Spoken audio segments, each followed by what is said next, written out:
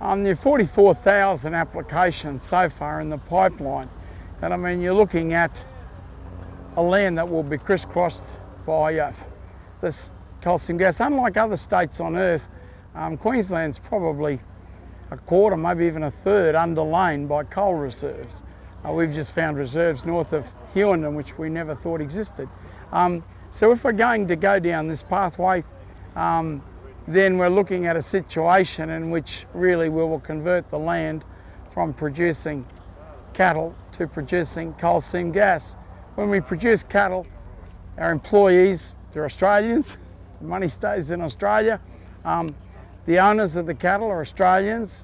When they sell it, the money stays in Australia. The meat works, almost all of our cattle are processed in Australia. Now, with coal seam gas, there is no money that comes to Australia at all. They're all foreign owned. I mean, something like 95% of the industry is already foreign owned and the other 5% is under negotiations. Don't quote me on that figure, but it's roughly, it won't be too far out.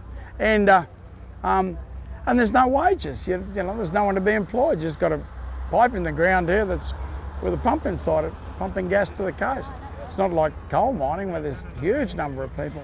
Okay, so you're saying it doesn't create employment. What about the farmer? You know, what sort of impact does it have on farming and agricultural land? Well, I'm a miner, always have been. I describe myself as a miner if I'm anything outside of being a politician.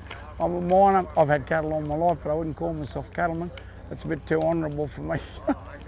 But I'm a miner, and I can tell you that we looked for copper sulphate. That was what I did for, you know, about a tenth of my adult life. I was chasing copper, but it's copper sulphate is where the big, copper sulphate is a poison. So, you know, you've got to be a bit careful when you deal with it, right? We're removing it out of the ground and taking the poison away. But in this case, the contamination is left behind. The contaminated material stays behind and it increases the contamination level in the ground. So this is not a industry that I would argue we copper miners improve the land. But you couldn't argue that in this case. No. There's a very big downside for agriculture. And it's not quite as, you know, this or that. There is some place for coal seam gas. If you're going to mine coal, it's a good idea to take the gas out of it first. And I'd be very supportive of that approach, but that's not what's occurring here, not even remotely. So your party, the Caddi's Australian Party, obviously contesting the state election. You've got, I think it's two, isn't it, incumbent MPs, and you're hoping to pick up a few more seats? No, not a few more seats. No, let me be very definite about that. We intend to take ownership of the government of Queensland. Let us be quite clear about that. And our polling is almost identical. The graph is the same as Pauline Hanson's graph. It's really weird. You know, 5%, then 10%, 10%, you know. So we're on the same curve line. And but the more operative poll for us is 28, 29%, the more likely, most likely cut. And it's that that's actually done to overcome the mistake effect that occurred with Pauline Hanson. No, we intend to capture the government of Queensland. Okay. We will be the government of Queensland, and when we're put there, the permit to enter will be restored. So you're saying that you're a real contender for government, or for at least power and influence in the state parliament? No, we're a contender for government. Okay. Well, we're not interested in the power and influence. If you're going to be in government, how would you stand up to, you know, the very powerful corporate interests who are, you know, saying to the farmers, we've got the right to what's under your land? We will reintroduce the permit to enter.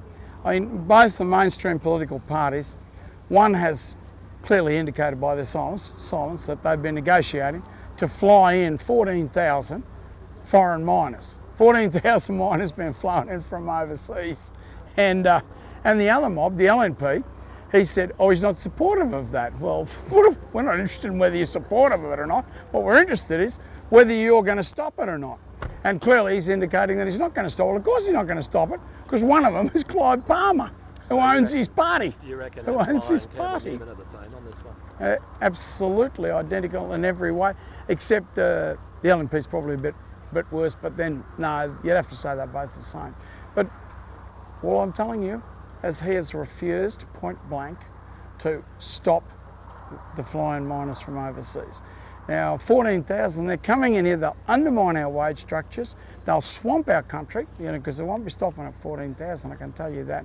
They will swamp our country, and they will undermine our wage structures and our pay rates, and they will take our jobs away. Jobs that should be coming to Australians will go to people overseas.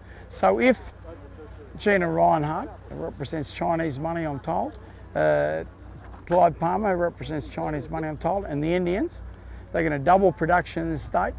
Well, the profits are going to go over to China and India. Now the wages are going to go overseas as well. It's not going to happen. We're going to tiger it, we're going to fight it, and we're going to win. One last question, Bob. You're a federal MP. Yep. Obviously some very, very interesting developments in federal politics. We heard from Senator Larissa Waters from the Greens before that she's pushing a few bills in Parliament to restore landholders' rights and also to get the federal government to declare water as an issue of significance, which would enable them to intervene in issues like coal seam gas. Would you be supportive of those sort of initiatives? We've already been involved in moving forward on these issues federally. We've drafted legislation. We're concentrating on state elections, so I didn't go into that today. But I don't get on particularly well with my old independent colleagues these days. But what I put on public record that I was appreciative of Tony Windsor, achieving a moratorium of sorts. I don't know how good what he's achieved is. No, for Australia, and a 1 year's study, a multi-million dollar study to go into finding out what are the dangers, what are the benefits, etc. So there's big movement amongst the non-mainstream parties, but clearly the mainstream parties, please, my fellow Australians, understand that these parties that you ascribe to, they're owned by the gas industry. They're owned by it. Why haven't we got ethanol in Australia? Why is Queensland one of the very few states on earth that has got no biofuels legislation? New South Wales has, Canada has, the United States has, Brazil has, France has, Germany has, Italy has. I mean, why is this the only state on earth? Well, there's only one reason. You get cheaper petrol. The only one reason, they're owned by the gas companies.